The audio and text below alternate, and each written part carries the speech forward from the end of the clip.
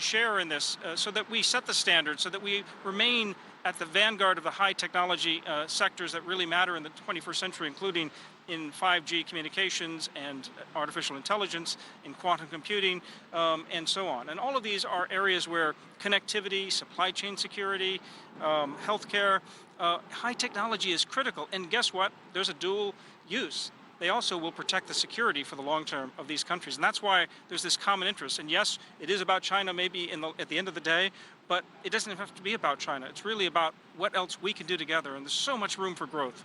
And in the end, obviously all kind of prosperity and all kind of progress depends on ensuring security. That is why it is so very critical that the world ensures that an inconsiderate rise of China, as many observers dub it, does not disturb the peace in its immediate neighborhood and then in the world at large. Well, and as we see the Chinese Communist Party becoming more, let's say, confident in its power, we also see them becoming a lot more authoritative when it comes to trying to enforce its policies in other countries. Part of the One Belt, One Road initiative is the Chinese Communist Party trying to spread its form of government around the world. What's happening in the South China Sea is them trying to kick the U.S. out of the region. And so, yes, the Chinese Communist Party is absolutely becoming a lot more aggressive, and countries like India, countries like Australia, Japan, and the U.S. working together on this, they're seeing now that the ability to peacefully stand back and not take a defensive posture to prevent that kind of aggression from spreading, that the ability of them to do that is disappearing if they want to have a good future. And for such very reasons, the functionality of the Quad, or coming together of these important principal democracies of the Indo-Pacific region, is extremely critical, whether we be it the regional peace or be it the larger order in the world.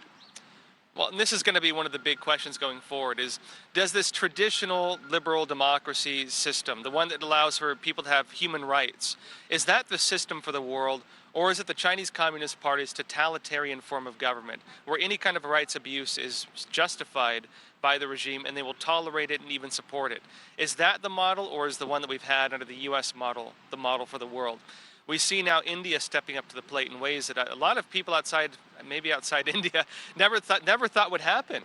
We see Japan now bringing back its military. They're by no means a conquering nation these days. They're a very peaceful nation. They recognize the threat to such an extent that they're even willing to help defend Taiwan, it seems, if it comes down to it.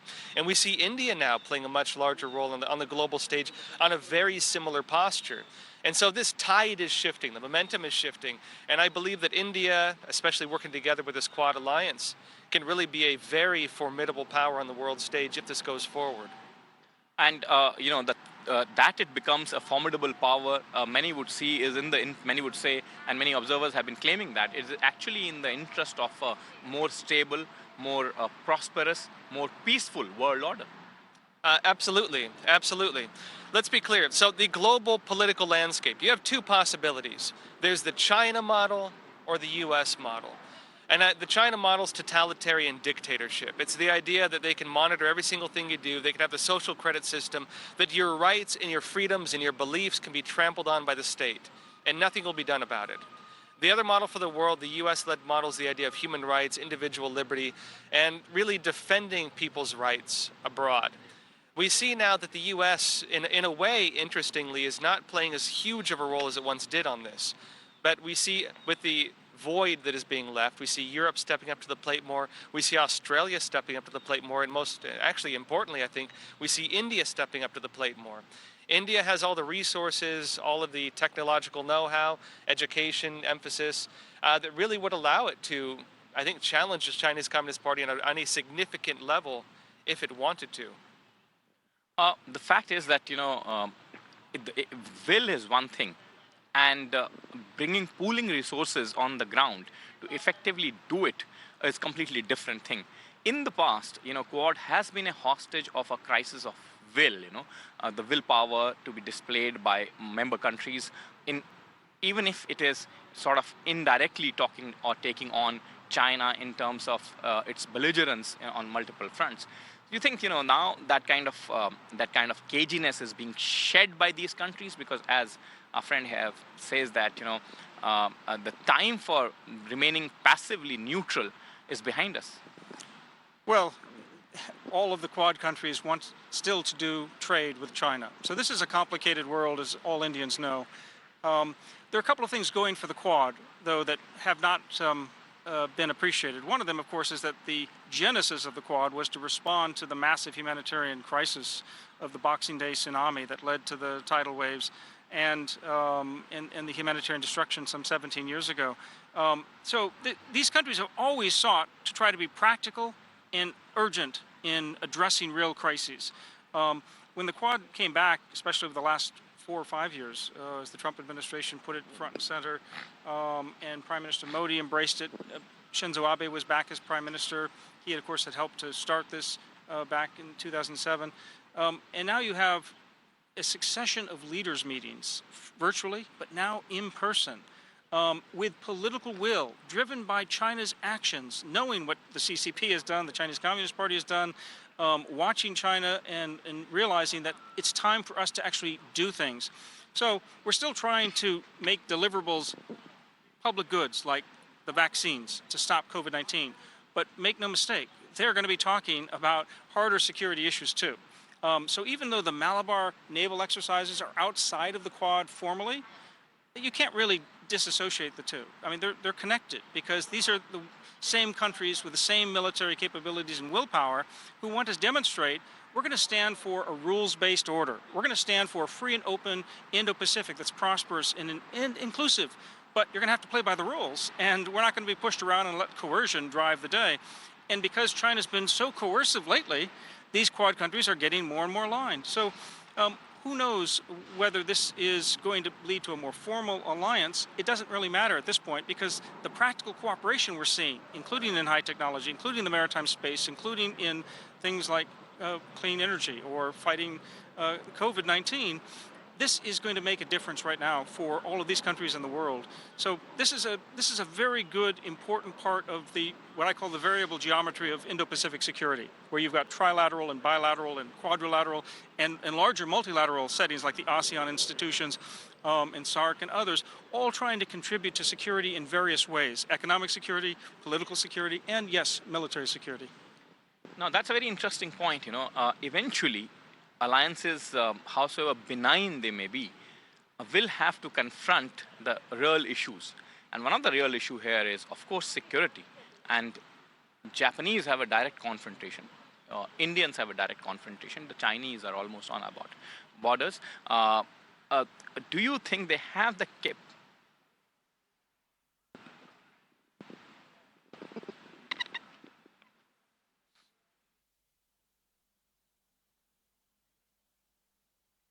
All right, so that was a detailed conversation coming in from Washington, D.C. Remember, crucial 3 days for Prime Minister Modi and the entire world. Prime Minister Modi has arrived in Washington, D.C. He is holding talks with the top corporates.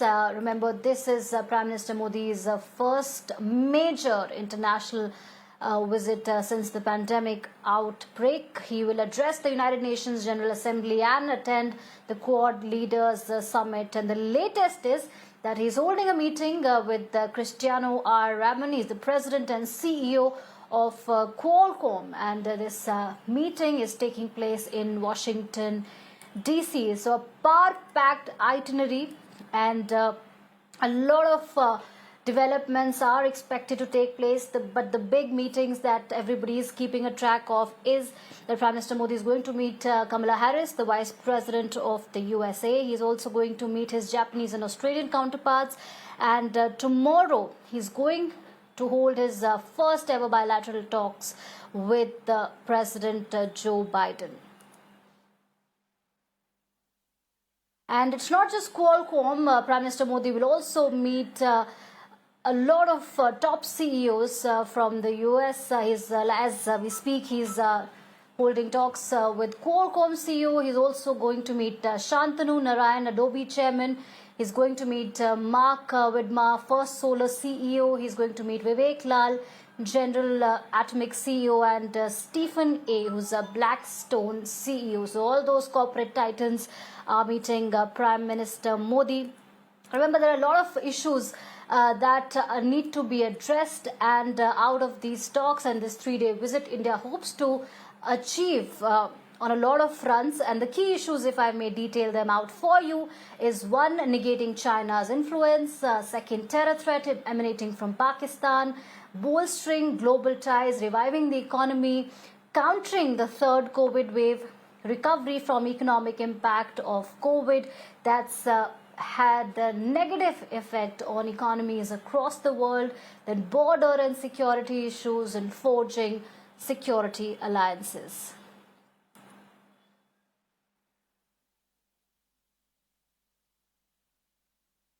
So as we are detailing Prime Minister's itinerary for you, today he's going to hold talks with other CEOs. At the moment he's speaking to Qualcomm CEO, then he's going to meet Australian Prime Minister, then he's going to hold talks with US Vice President Kamala Harris.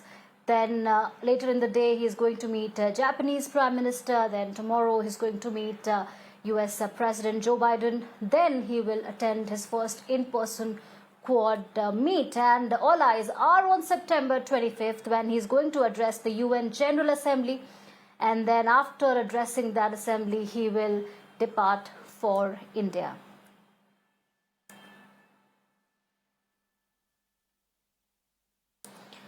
All eyes are also in fact on that first in-person Quad meet since the pandemic, and on the agenda, let's tell you what everybody is hoping to achieve from these talks is that the talks are likely to center around the current situation in Afghanistan, of course countering terrorism. Remember, India has been saying that Afghan soil must not be used for terror activities against any country. Then it also aims to send a strong message to China. Then of course COVID crisis and vaccine diplomacy. Climate change is also another important aspect that everybody is hoping that it will figure in the talks of all these top politicians, and strengthening Indo-Pacific ties, form working group on critical technology. For more on this, I'm joined by Mirror Now's managing editor Vinay Tiwari on the broadcast. Vinay, thank you for joining us. Well, we spoke to a lot of experts and journalists who've been tracking foreign affairs and diplomacy. In your view, these world leaders have gathered under one roof for the first time since the pandemic broke out. And in your view, what are the most critical issues that everyone hopes to iron out? The difference is, of course, the situation in a pandemic world. The economy would be one of the top features, reviving the economy, border issues. But it's a new world after Afghanistan turmoil and COVID. What are for you is the biggest issue? Well, I mean, look, in any Indo-US meeting which happens at the summit level, it is extremely important and extremely critical in a normal situation as well. But remember, this particular meeting is happening for the first time, as you said, in person in over a year and a half. And in this year and a half, the world has undergone a change which has made the whole world look unrecognizable. I mean, whether it is the issue of security or strategic issues, or whether it is an issue of economy, the world is not the same place anymore, and which is why the resumption of normalcy of discussion at the bilateral level as well as at the multilateral level through Quad is perhaps more important. I mean, you mentioned some of it, of course. The meeting that the Prime Minister is having with some of the CEOs, the top CEOs in the United States is critical, because India, much like the rest of the world, is working very hard to get its economy back on track. Remember, we've set a very ambitious pace and target for ourselves for the basic infrastructure as well. There are massive amount of debate in India currently, government's investment in infrastructure as well as the upgradation plan that they have in building an infrastructure pipeline which runs into trillions of dollars. So clearly, any meeting that happens in person between the Prime Minister of India and the top CEOs of the United States is of critical importance, and in many ways would perhaps break the thought guides that we have seen in the last year and a half on the issues of economy, especially global trade. Of course, the other thing that changed in the world in the last 1.5 years is what happened in Afghanistan, and the United States withdrawal has completely changed India's position in this particular region. The threat of Taliban, the emergence of Afghanistan axis, and of course the hegemonistic and sometimes belligerent moves from China, which is literally snapping at our heels. All of it would make this meeting perhaps more important than ever before. So there couldn't have been a more important, foreign visit by the Prime Minister, especially because, as I said, we are living in a world which is unrecognizable from what it was, say, 2 years ago.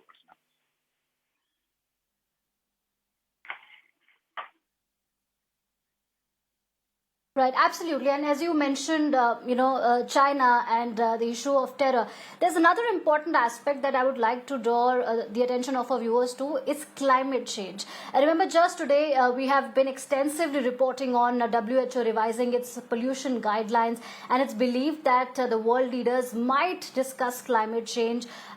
In your view, do you think this is one issue that deserves a lot of attention that it usually gets? No question about that, Archana. The climate change is a very important issue. I mean, look, a lot of times I think we all make a mistake of looking at climate change as a binary debate between development and ecology, which frankly it is not. The kind of changes that various global warming or other climate issues are bringing about have a very serious economic impact. I mean, you can already see that the changing weather pattern in not just India but in much of the world is creating economic situations. It's becoming difficult for you to plan and prepare, and natural disasters and other climate change issues can bring about economic crisis and problems in multiple parts of the world. The United States has suffered it themselves. India has also seen very unusual weather patterns, which has changed the way our cropping is to be planned, which changed the way our economy can actually project itself on a growth path. So it's a global issue for sure, and pollution is one part of that. I mean, we are heading into a winter in the north, which is usually the time when pollution comes back into focus, and the WHO report today tells you how serious the problem is. Not just in India, but in many parts of it. And the fact that India is ranking as one of the bottom 3 countries in Asia is something that should be of huge worry. And that's why Mr. Modi's meeting in the United States includes corporate leaders who do deal in alternate source of energy and green energy as well. And I think that possibly would be a very significant part of what he's going to discuss in the United States.